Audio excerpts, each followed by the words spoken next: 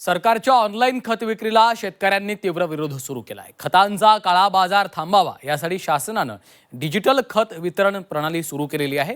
पण इंटरनेटची कमतरता, सर्व्हर डाऊन आणि तांत्रिक अडचणींमुळे शेतकरी त्रस्त झालेले आहेत। एवढं करून देखील 15 दिवसांनी खत मिळत असल्यामुळे या खतांचं करायचं काय असा सवाल शेतकरी करतायत।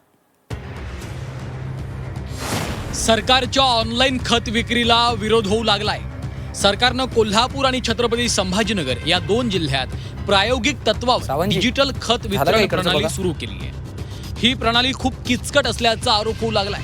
यातली सर्वात मोठी अडचण आहे ॲप। खताच्या मागणीसाठी कृषी विभागानं FSAS या ॲपद्वारे खत मागणी नोंदवणं बंधनकारक केलं। या ॲपवर शेतकऱ्याला शेतीची पिकाची माहिती भरावी लागणार आहे। अजून सर्व शेतकऱ्यांकडे अँड्रॉइड फोन आलेले नाहीये। ज्यांच्याकडे आले त्यांना ते व्यवस्थित हाताळता येत नाही। या सर्वात प्रचंड वेळ जाणार असून शेतकऱ्याचा खेळ होणार असल्याचा आरोप शेतकऱ्यांमधून केला जातोय। आता खतांचं ऑनलाईन लिंक बुकिंग करायचं आहे।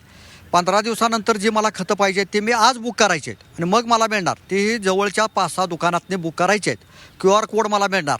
त्यावेळी माझ्याकडे पैसे नसले तर मी काय करायचं।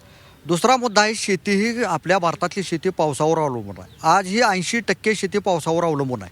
मग हे जर पाऊस आज लागला तर उद्या मला खतं टाकावी लागतात। मग ती मी ऑनलाईन बुक कशी करणार? 15 दिवसांनी मला मिळणार आहेत। तिसरा महत्त्वाचा मुद्दा, गावातला दुकानदार आम्हाला खतं उधार देत असतो। आमची क्रेडिट असते 4-6 महिन्याची, वर्षाची। एखाद्या दुसरा दुकानदार आम्हाला क्रेडिट देणार नाही, म्हणजे शेती सगळी डाऊन होणार आहे।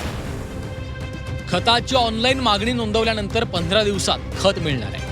15 दिवस खताची शेतकरी कसा वाट पाहिल असा सवाल या निमित्तानं उपस्थित केला जातोय। एवढेच नाही तर खताची नोंदणी केल्यानंतर ते खत कोणत्या कृषी केंद्रावर येईल याचा नेम नाही। जेव्हा खत येईल तेव्हा 3 दिवसात ते तिथून घेऊन जाणं बंधनकारक करण्यात आलं। आता माझ्याकडे पट्टीचा मोबाईल आहे, साधा बारका।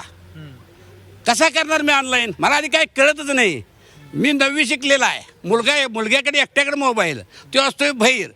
घरात आम्ही म्हातारी काय समजते आमचं आम्हाला समजत नाही। शेतकरी कर्जबाजारी असल्यामुळं पैसे आमच्याकडे नाहीच आहेत। पीक कर्ज म्हणून आम्हाला मिळतंय, ते कमीत मिळतंय। कर्ज काढायला लागत आहेत आम्हाला। त्या दुकानदाराला जाऊन पाय धरायला लागत आहेत। गेल्या काही वर्षांपासून अतिवृष्टी, दुष्काळ, गारपीट अशा वेगवेगळ्या नैसर्गिक संकटाशी शेतकरी लढतोय। आता त्याच शेतकऱ्याला सबसिडी, खतं आणि इंधनासाठी रांगेत उभं केलं जातंय। या ऑनलाईन खत प्रणालीमुळे खतांचा काळा बाजार रोखला जाईल का हे माहिती नाही, पण शेतकरी नाडला जाईल हे मात्र तेवढंच खरं आहे। प्रताप नाईक, झी 24 तास, कोल्हापूर।